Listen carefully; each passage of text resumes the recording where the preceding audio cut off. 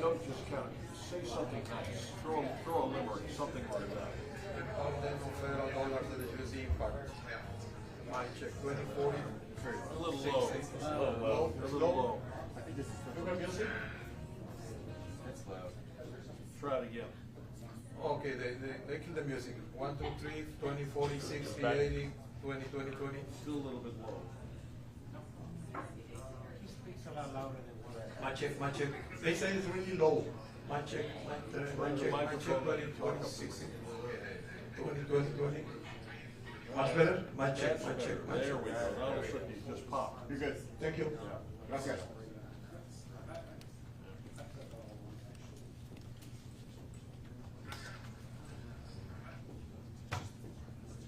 We're having so much fun. It's scary.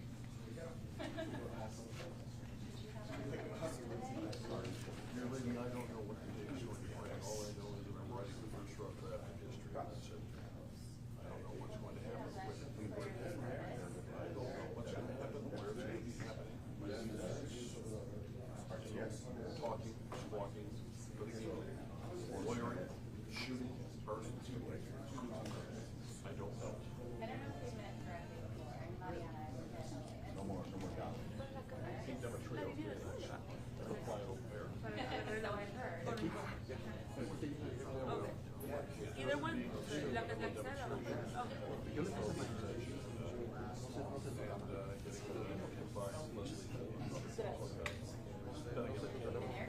Sí, ese igual es entrada exhalar.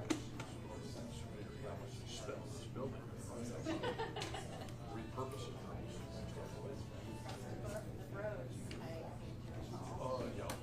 Eli and LCT.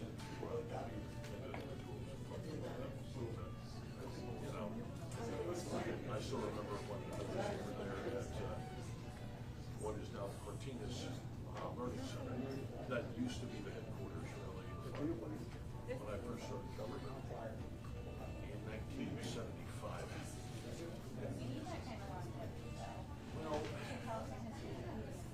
Well, it's not what it's repeating itself. It's just through something. We've heard this before.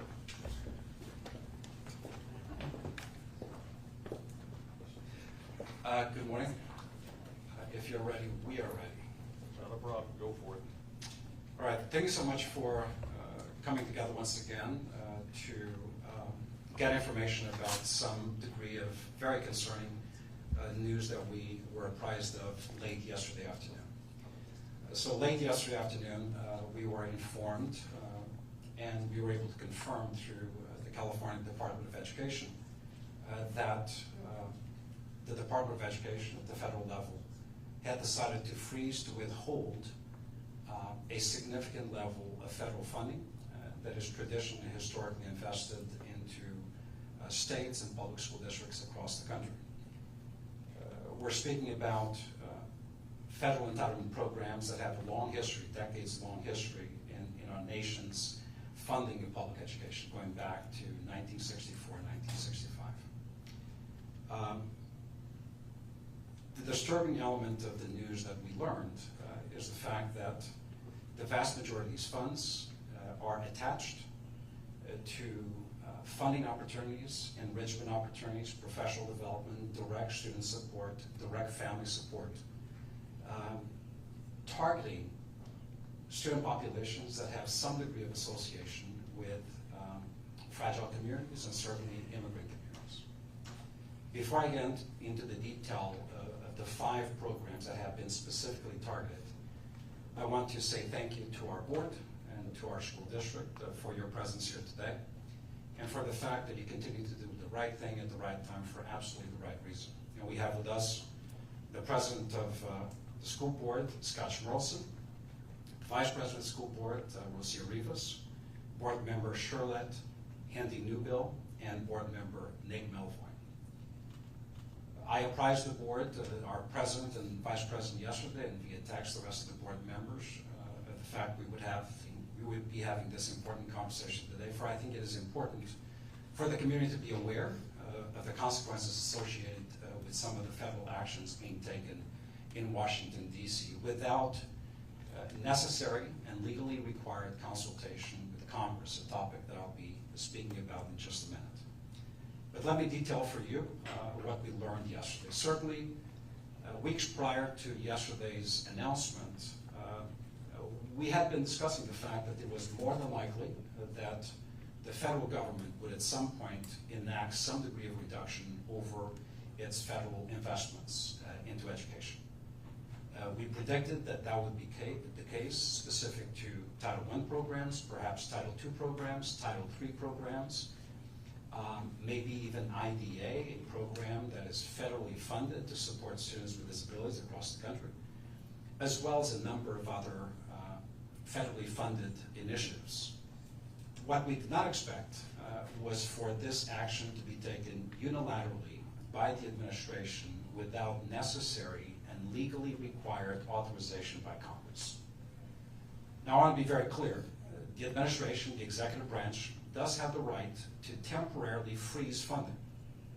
The administration does not have the right to impound funding, and that is the term of art, impound funding, without congressional authorization. The administration is compelled actually to legally seek the consent of Congress to reduce previously approved congressional earmarks. I want to speak about that for a little bit. These are funds that have already been voted on, funds that have already been appropriated by Congress. Only Congress can rescind, reduce these appropriations. Congress has not done that.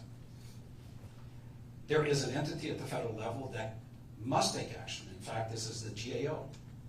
The GAO is compelled to take action and actually investigate the actions of the executive branch, should the executive branch unilaterally seek the impoundment of these funds without the necessary vote of Congress. That has not taken place. So we are deeming this action as being illegal in nature.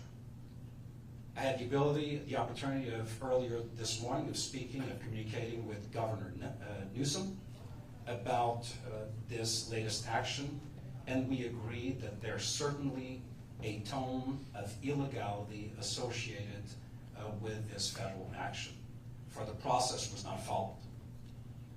Let me speak specifically about the impact to Los Angeles Unified and the global impact to the nation and the state of California.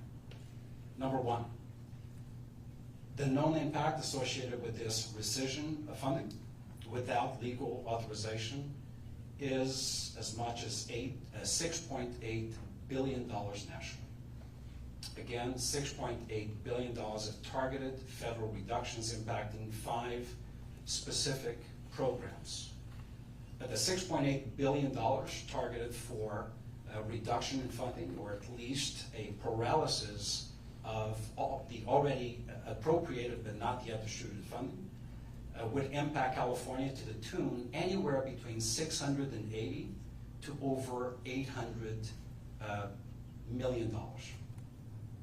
That translates into minimally a $110.2 million reduction specific to Los Angeles Unified. So $6.8 billion across the nation, 680 to around 800 million impacting the state of California, and our share of that sacrifice, of that pain, of that illegal rescission of funding specific to Los Angeles Unified would be around $110.2 million. I believe it is important for me to convey to you the direct impact. Which programs, what is at stake, and who would be sacrificed as a result of this illegal action on the part of the United States Department of Education. Let's begin with the Title I Part C program. Title I Part C is a federal program that for decades has funded the educational needs and support systems for migrant children, children of migrant parents. Let me be very specific. These are the children whose parents work the fields of America. These are the children of the parents who pick the tomatoes and are active participants in the agriculture economy in our community and across the country. we're talking about a $1.4 million potential reduction to the services that these kids depend on. Summer school programs, after-school programs for these needy kids are at stake. We're talking about a massive $30.2 million reduction to Title II, Part A. Title II, Part A is the federal program that directly supports the formation, preparation, professional development of teachers across America. It is a decades-long program that has supported not only the formation of teachers, the micro-credentialing of teachers, the placement of teachers, particularly in areas hard to staff, like science, mathematics, special education, elementary education. Attached to this $30.2 million reduction, right here in Los Angeles Unified, there are 103 professionals. We're talking about coordinators, math, English language arts, coaches, and supervisors. Title III. And Title III, I'm not surprised that the administration would target for a reduction. For Title III is the federal program that supports English language learners. Those students across America that still have not reached proficiency in English. Our district receives about $10 million annually, specific to the support systems provided to these students.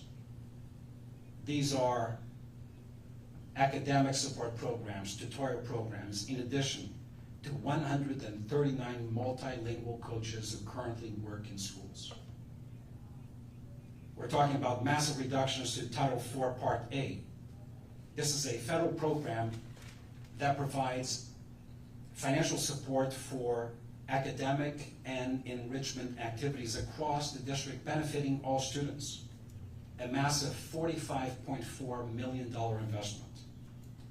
This is how we fund college and career support, secondary summer enrichment courses, school counselors, and digital resource investments into schools.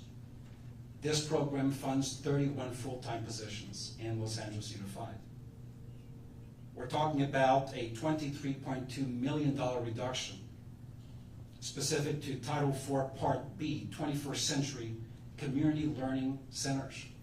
Let me be specific about what that means.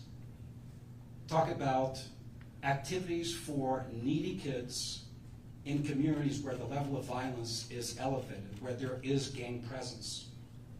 21st Century grants keep kids safe at school through after-school programs. This proposed reduction, this paralysis of funding, is not only illegitimate, potentially illegal, but it's also immoral. It targets some of the most vulnerable student populations in our community.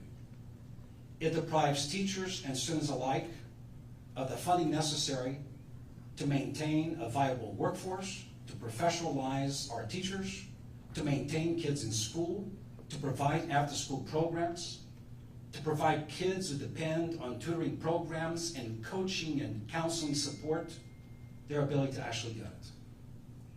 It's $110.2 million of disgraceful reductions to our community. And unfortunately, I don't think that it stops here. We certainly have read and heard a narrative in Washington, D.C.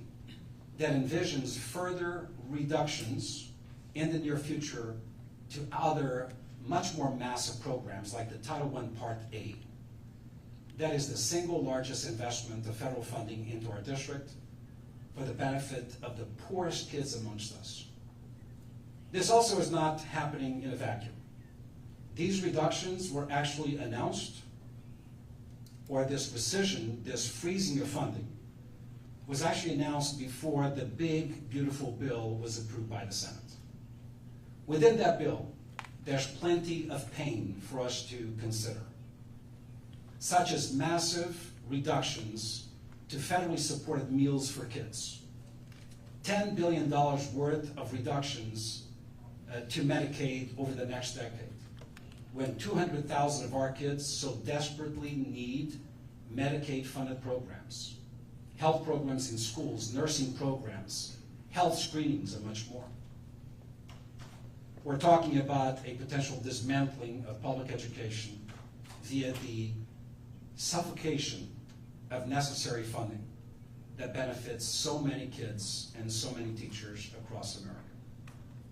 Based on a conversation, the exchange of information with Governor Newsom, and also communication with State Superintendent Tony Thurmond, I am absolutely certain that California will be taking legal action, which, based on conversations with the board, we will willingly support legal action against this illegal, unwarranted rescission or impoundment of funds that our kids so desperately need.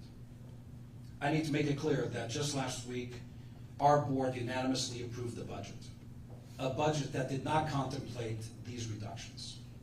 We provided protection for $46 million specific to federal programs that had already been eliminated, but did not contemplate an additional $110 million in the middle of summer, effective the 25-26 school year. So, actions we are taking. We are collaborating with AG Bonta, with our governor, State Superintendent of Education, to evaluate and take all necessary steps, including legal steps to prevent these actions from persisting.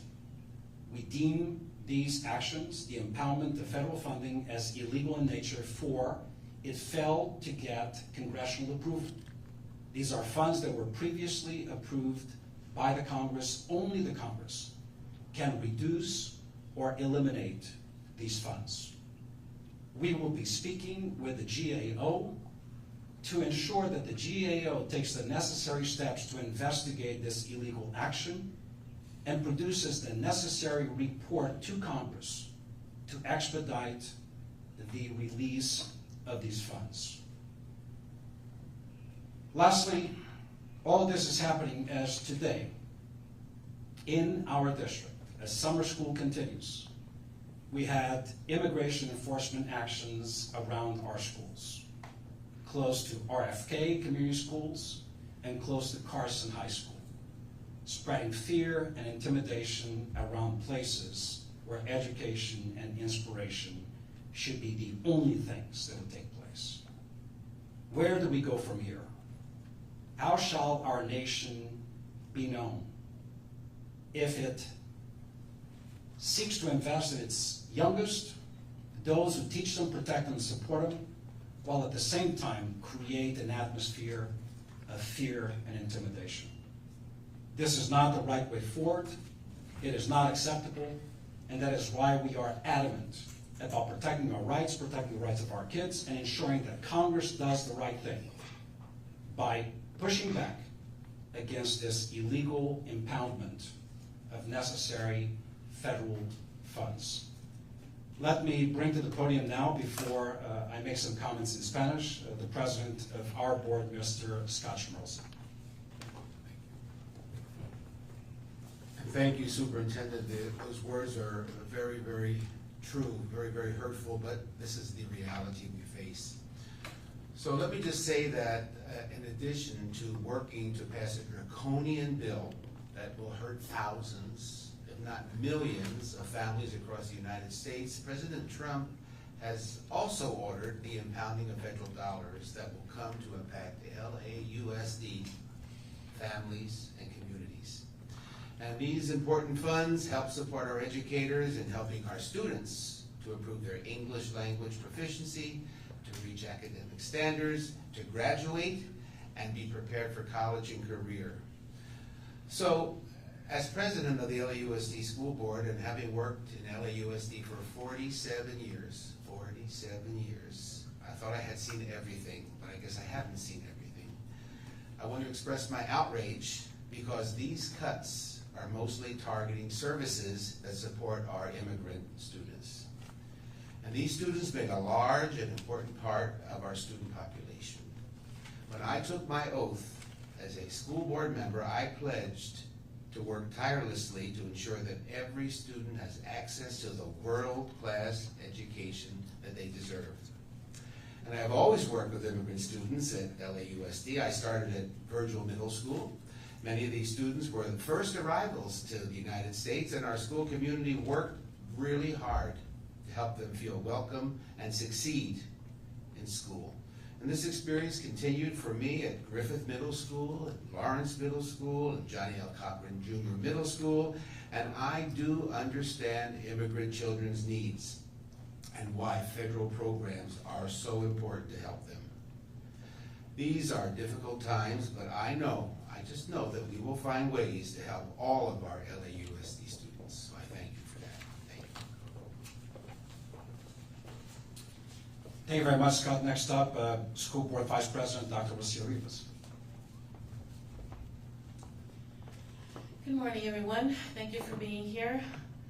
Well, needless to say that today I rise with outrage and sorrow.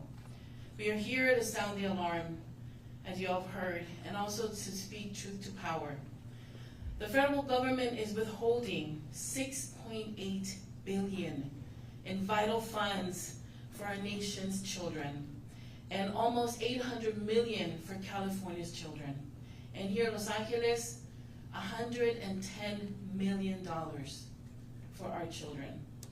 These funds are designated for the most vulnerable of students. Our migrant education program, our English language learners, foster youth, after-school programs, and so much more. These are not abstract dollars. These are not just budgetary line items. These are lifelines. These are essential funds for students who need the most support, and instead, they're being deliberately abandoned. These are programs that ensure our most vulnerable students and our educators, our children who are navigating displacement, trauma, poverty, and systemic barriers, that they have a chance of equity, dignity, and opportunity, and that is all being taken away from them. To strip the resources away is not a neutral act. It is not politics. This is not a policy debate anymore. It is simply economic violence on the most vulnerable of our children. It is an unconscionable act targeting the most vulnerable in our state, our city, students who have already faced tremendous challenges because of language, housing instability, immigration status, or trauma. They are not being told that they are not worth the investment. Let's call it what it is. It's a deliberate decision to target children who already carry the heaviest of burdens, who need the most educational supports. It is an act of cruelty disguised as governance. We are not witnessing leadership, we are witnessing cowardice. What kind of government goes after children? After migrant families who feed our nation, our state, and our cities. After English learners striving to be heard, to learn a language not their own. After foster youth craving stability and care. After school programs that help our students be safe. That's not leadership. That's simply cowardice. This is not fiscal discipline, it's moral failure. These cuts are not dangerous, they are shameful. They betray our values as a democratic nation. And they send a cruel message to the very children we are meant to protect, that they don't matter. But we must not be silent. We must not normalize this injustice and this cruelty. The Los Angeles Unified School District, the Board of Education, us that are here before you, we will not stand by this abandonment. To our students, we want to let them know that we see you. We will fight for you. To our leaders, to our educators, we are here for you. We will make sure that your schools have the necessary supports and funds that they need. To the leaders in Washington, restore these funds immediately. We call on the federal leaders to reverse this illegal decision immediately, not next month, not next year, now. Because anything less is a direct attack on our children, our schools, our educators, and our families. Because anything less is not just a budget cut, it's a betrayal to our nation's future. Thank you. So I'll say some words in Spanish. Buenos días a todos, gracias por estar aquí. Hoy me presento con absoluta indignación y tristeza. Estamos aquí para sonar la alarma y para decir la verdad hacia el poder. El gobierno federal está reteniendo 5.8 millones de dólares en nuestra nación. Casi 8,000 millones para el estado de California y 110 para Los Ángeles. Estos son fondos designados para el programa de educación para migrantes, los estudiantes de aprendizaje de inglés, a la juventud de cuidado de crianza y muchos más estudiantes vulnerables. No se trata de cifras abstractas, no son solo líneas en un presupuesto, son salvavidas. Son fondos esenciales para garantizar que nuestros estudiantes más vulnerables, los que enfrentan desplazamiento, trauma, pobreza, barreras sistémicas, tengan una oportunidad de equidad, de dignidad y futuro. Y ahora todo se les está eliminando. Quitar estos recursos no es un acto neutral. Esto no es un debate de políticas. Es simplemente violencia económica. Es un acto inconcebible dirigido contra los niños más vulnerables de nuestra nación, estado y ciudad. Estamos estudiantes que ya enfrentan desafíos enormes por el idioma, la instabilidad de vivienda, el estatus migratorio o el trauma. Ahora reciben el mensaje que no valen la inversión. Llamemos esto por lo que es: una decisión deliberada de atacar a quienes ya cargan el peso más grande. Es un acto de crueldad disfrazado de gobierno. No estamos presenciando liderazgo, estamos presenciando cobardía. ¿Qué tipo de gobierno ataca a los niños, a las familias migrantes que alimentan nuestra nación, nuestros estados y nuestras ciudades? A los estudiantes de inglés que luchan por ser escuchados, a los jóvenes de crianza que anhelan estabilidad y cuidado. Eso no es liderazgo, eso es cobardía. Esto no es disciplina fiscal, es un fracaso moral. Estos recortes no solo son peligrosos, son una vergüenza. Traicionan nuestros valores democráticos como nación y envían un mensaje cruel a los mismos niños que deberíamos proteger. El mensaje es que no importan. No podemos quedarnos callados. No podemos normalizar esta injusticia y crueldad. La Junta de Educación del Distrito Escolar de Los Ángeles, y aquí todos que estamos enfrente de ustedes, no permaneceremos en silencio ante este abandono. A nuestros estudiantes le queremos decir que los vemos, lucharemos por ustedes. A nuestros educadores y administradores vamos a luchar para que sus escuelas tengan todo el apoyo y presupuesto que necesitan. A los líderes de Washington, restituyan estos fondos de inmediato. Exigimos que se revierta esta decisión, no el próximo mes o el próximo año, pero ahora mismo. Porque cualquier cosa menos que eso es un ataque directo a nuestros niños, nuestras escuelas, nuestros educadores y nuestras familias. Porque cualquier cosa menos que eso no es un recorte de presupuesto, es una traición al futuro de nuestra nación. Gracias. Thank you very much. Next up, Board Member Charlotte Handy Newville.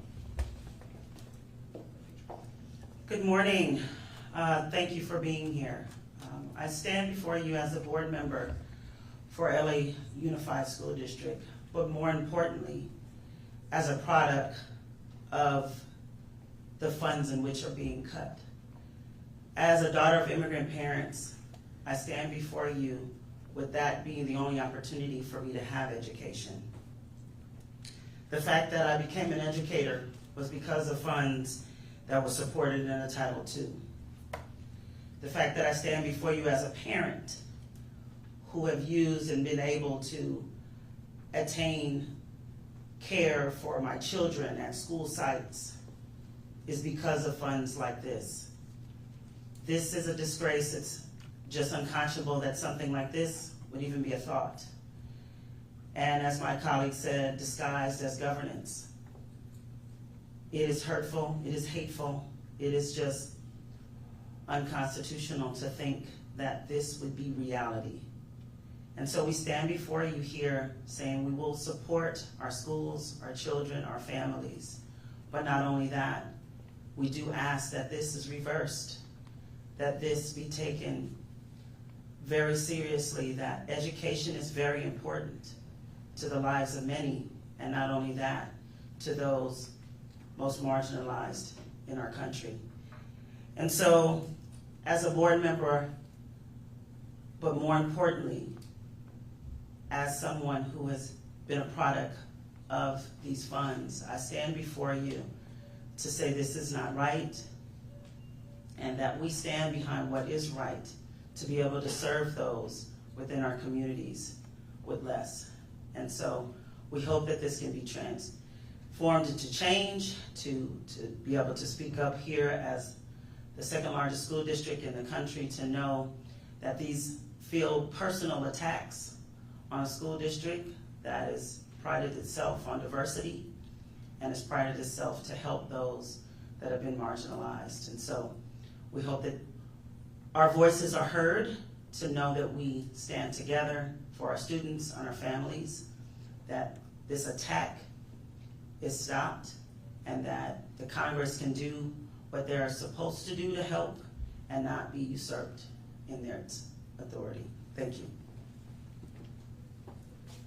Thank you very much. And last voice of the board member Nick Novoin. Thank you, Superintendent. It's unfortunate that we are here so frequently, but this board and district and superintendent will continue to stand united against the cruelty coming out of this administration and the attacks at our most vulnerable communities. LA Unified is 85% kids in poverty, 90% kids of color, more English learners than any other district in the country. And this is personal to me. I'm a former English as a second language teacher here in LA and Watts. And despite the perception that's being painted by this administration, these kids represent the best of our school districts, the best of America. And these funds and these programs support them. And this is a city and a district, as you heard, that's still reeling from the effects of the illegal immigration raids. And just as we were standing here a few weeks ago saying that this unconstitutional overreach was not necessary and was a waste of taxpayer resources, now you have the Army itself saying that the National Guard is being wasted here. And I just want to say, lest we think that these cuts are about some fiscal responsibility or balancing a budget, the amount of money this administration is wasting by having National Guardsmen sit a few blocks from here on the steps of the federal building is more money than is being cut for LA Unified in this budget. So this is not about balancing budgets. This is about cruelty and vindictiveness out of a small administration. And so as you heard from my colleagues and our superintendent, we're calling on Congress to do their jobs, to stand up as a co-equal branch of government and fight this illegal impoundment of federal funds. We're also calling on the House of Representatives to reject the bill that the Senate just passed last night that has nearly $1 trillion in funding cuts to Medicaid and other things that affect our most vulnerable populations, many of which are here in Los Angeles. We call on our partners to advocate, to organize, to litigate. As you heard, we will sue the administration and we will win. And they know that, right? We've seen this play before. This is a clear illegal impoundment, a legal freeze of federal funds without congressional approval. They know that they will lose in court, but what's going to happen in the meantime is there will be volatility, there will be talk of programs being cut, folks losing their jobs, students maybe deciding to go elsewhere because they don't want these programs to be cut. And so that's why the last thing I want to say is that this board unanimously approved a budget last week that invests in our kids, invests in our English learners and our students of color. And there are questions that are raised about the strategic decision-making in the board's budgetary principles about reserves. The superintendent and this board are aware of the volatility right now that affect our school districts. We understand how a war in the Middle East can affect oil prices and how when we run one of the largest public school transportation fleets in the world, that affects our budget. We understand how tariffs affect one of the largest school building programs in the world. We understand how these immigration rates affect our workforce as we're rebuilding schools in my district in the Palisades. And yes, we understand how the volatility and the illegal impoundment of federal funds will affect our budget. And so in the short term, as we call on Congress to act, as we litigate, as we organize, as we advocate, we're We're also going to do everything we can here to protect those hundreds of employees that you heard the superintendent talk about. We're going to protect those programs.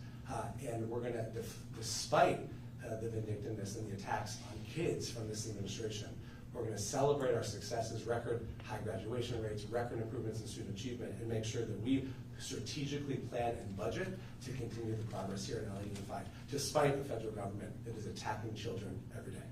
Thank you. Thank you. Just some brief comments in Spanish, and then we'll take your questions. Ayer por la tarde nos enteramos que el Departamento de Educación Federal en Washington, D.C. decidió congelar fondos federales apropiados y aprobados por el Congreso de nuestro país, que tenían la intención de apoyar poblaciones de estudiantes muy frágiles, muy pobres en nuestro país.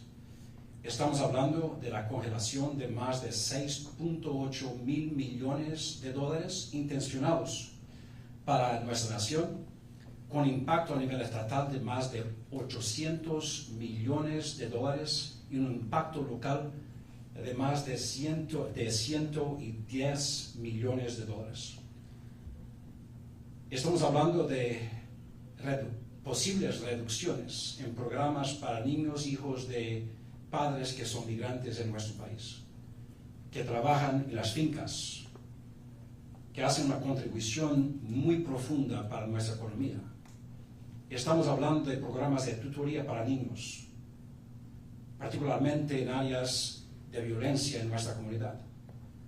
Estamos hablando de programas que apoyan a los consejeros en nuestras escuelas, programas multiculturales, multibilingües para nuestros estudiantes, programas de apoyo para los estudiantes bilingües en nuestra comunidad. 110 millones de dólares de apoyo a poblaciones y comunidades pobres, necesitadas, que sin estos recursos van a tener muchas dificultades diariamente. Estamos hablando de los mismos niños que en este momento están sintiendo miedo, están traumatizados, porque sus padres son las víctimas de una política de migración que los ofende. Estamos trabajando con la oficina del gobernador, con la oficina del superintendente de escuelas estatal y con el señor Bonta. Y vamos a tomar las medidas necesarias para eliminar esta posible reducción. Es una reducción y una acción ilegal. Solamente el Congreso de nuestro país tiene el poder de reducir o eliminar fondos que ya fueran aprobados. El sector ejecutivo, la Casa Blanca y el Departamento de Educación no tienen de una forma legal el poder y la autoridad de reducir los fondos previamente apropiados y aprobados por el Congreso. El impacto a nivel local sería terrible. Estamos hablando de programas que ya existen desde los años de 1964. Programas que apoyan los más frágiles, los más pobres, que en este momento están pasando mucho. Me siento muy orgulloso de trabajar con una junta escolar que tiene el coraje y la determinación de hacer lo que es correcto. Y eso es lo que vamos a hacer. All right, your questions.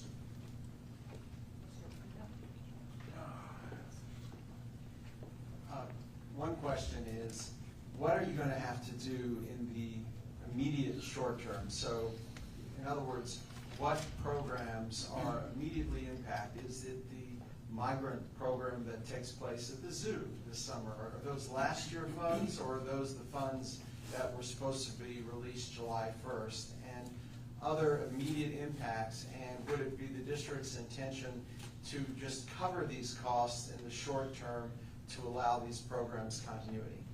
Board member Nick Melvoin said it correctly, and I think I heard this from every single board member that spoke, that we approved a budget, this board approved a budget that maintains a certain level of reserve that is appropriated to deal with these types of unexpected or perhaps in this case, sadly, expected set of circumstances. So we have the reserves necessary to fill in the gap.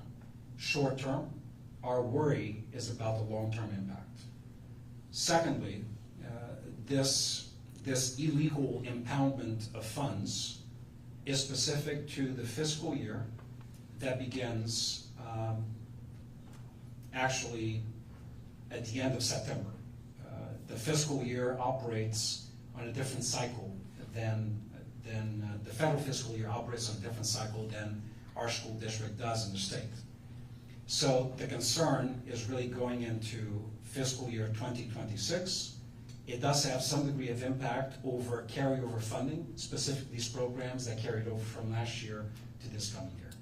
There are still a lot of balls up in the air, a lot of uncertainty, a lot of volatility, but I want to be absolutely reassuring to our community, to our students, and to our workforce that we do not anticipate making any reductions to personnel or any reductions to programs based on the illegal action recently taken by the administration. We hope that legal action that may very well be taken soon will address this issue prior to any need to impact our budget.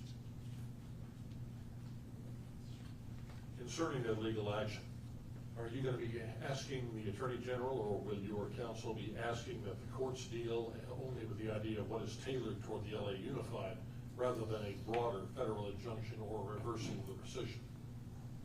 Good question. So I think there's always strength in numbers, and we find ourselves in the same position as every other district across the state of California. I think AG Bonta and the governor have been very deliberate in providing an umbrella of legal protection for districts across the state. So I envision, and certainly I favor, and that's been the position of our general counsel, we favor a protective legal action that would apply to the entire state rather than standing as an outlier in this matter. So $800 million you're talking about trying to get the courts to basically, replace. What we are seeking is that the illegal action taken unilaterally by the Department of Education at the administration's behest be reversed, that the impounded resources that were previously approved by Congress be released immediately, and insisting also that any future action specific to pre-approved appropriations take its natural course, be debated and approved by Congress rather than unilaterally dictated by the executive branch. That is the way the law is written. And the legal action that we are envisioning is ensuring that at the highest levels of government, the law is followed. And communities like Los Angeles are not disenfranchised in the process. Thank you. Oh, okay. Question about how these cuts differ from the $46 million of expected cuts that were already planned for. So good question. So the $46 million, they were actually not expected cuts. Those have already been realized. Those funds are gone. And this board, in its moral wisdom, decided to provide coverage of funding so that our workforce would not be impacted and there would be program continuity going into the next school year. That is the $46 million of federal funding replacement that we approved with the board just last week. This is different. These are all of these reductions or all of these freezes of funding are under the federal entitlement program that goes back to the 1960s. This is not a unilateral program elimination like, farm to table fresh fruits and vegetables, as was the case, or the elimination of some after-school programming, or some Medicaid reduction. These are entitlement programs that have sustained challenge for decades. So this is unusual. We have never seen an action like this being taken, particularly as the vast majority of districts across the state have already approved budgets. And the administration knows very well what they're doing. They're creating a disruption to the orderly operation of school districts by imposing a potential reduction after the approval of our budgets, which would force us to reopen the books, to impact workforces at schools, to reconsider the deployment of programs. That is not morally right. It is not intelligent. It is meant to agitate, to disrupt. It is meant to create confusion, fear, and I have to say it, every one of these programs has some degree, direct or indirect, of attachment to immigrant communities. So there's a lot of political philosophy attached to the impoundment of these funds and the possible rescission of these funds, and it is part of an ongoing effort to scapegoat our nation's ills on immigrant communities, which is not fair, not just. It is immoral and certainly unethical. And thus, we are ready and poised to fight this matter legally. Thank you. Thank you. Anything else? Any concerns about the fact that recent Supreme Court decisions, which have sort of handcuffed federal courts in trying to, if you want to call it, put injunctions to stop the executive from doing things like budget rescissions? I mean, it could be you would have a single federal judge and you'd have one injunction, it put a halt to that immediately.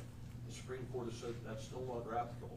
You're going to have to go ahead and deal with it on an individual basis based on the harm for this district. Right. And that certainly is a concern, a big concern. 6-3 is more than a concern, sir. Right. That is going to get you. It is a big concern. I have to believe, however, that the strength of America will overpower the whim, the desire of some leaders to overlook the Constitution and overlook law. As I said earlier, the GAO has a fundamental responsibility of actually monitoring processes like these. And we're going to be demanding that the GAO do its job, investigate this, actually determine direct impact, and if there is a direct impact, then produce a report that requires that Congress take the appropriate action of stopping this impoundment as it's been declared. But certainly from a legal perspective, we do have concerns. But what is our alternative? Right? We're compelled to assert the law to protect the rights of our students, to protect the funding streams that have assisted these students and the workforce that supports them. That is the vehicle we have available to us, the only vehicle. And certainly it is a set of actions that we're going to take. Let me close by saying, if nothing else in our nation, I would hope that we could agree that harming kids is never a good policy. If nothing else, we could have different political ideologies, different philosophies, but can we not agree that hurting kids should never be a set of actions that is acceptable at any level of government? Yesterday's actions hurt children. In fact, yesterday's actions hurt children, particularly the children who are most vulnerable in our community. Yesterday's actions across the country reduced hope and opportunity to the tune of $6.8 billion. Over $800 million impacting the state of California. And of those, over $110 million impacting Los Angeles Unified. Over 5 critical programs that have benefited migrant kids, English language learners, those who need tutoring programs, those who need safe haven after school through community-based programs. This is not fair, this is not right, and it happens to be illegal. So we're calling on our leaders to do the right thing at this moment and absolutely reverse this illegal action unilaterally taken by the executive branch of our government.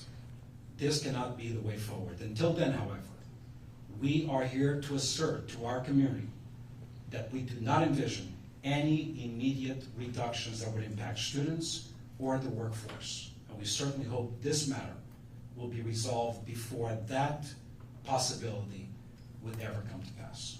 Thank you very much. Sounds like you're making a heck of a lot of assumptions there. Number one, that you're expecting the GAO to come out with a report in less than 60 days on the impact of this thing. That's number one. Number two, you're expecting the California congressional delegation, which on the basis of what goes on right now in Washington, they're not going to win. you're gonna have problems there in trying to get them to, you know, pull this rescission back. You know, I hate to say it, Yeah. you don't have the horsepower. Yeah, we're making a number of assumptions, but as Board Member Melvoin said, and I think this was echoed by everybody else, I am pretty certain that the first step in a legal process would result in an injunction. Certainly that could be appealed by the administration. I believe we can demonstrate easily that the impact is severe and immediate. That would warrant an injunction. What we have seen after that, obviously, are costly and lengthy appeals. It's anyone's idea right now what those could result in. But we need to be methodical and do the right thing. And the right thing, and the only avenue available to us right now, is to seek the court system to provide injunctive relief, to side with law, to declare this action as illegal, and compel the administration to do the right thing. Unfortunately, that is the only avenue available to us, and that's the avenue we're going to take. You could Thank you. reconfigure a half or 0.5% of the budget. It is a significant amount, $110 million is not de minimis, and that is why we are speaking with the governor's office, speaking with the attorney general, speaking with our congressional delegation, seeking partners not only with districts in the state of California, but other states and districts across the country. Everybody is feeling the same level of pain and the same level of potential impact across the country. Thank you very much.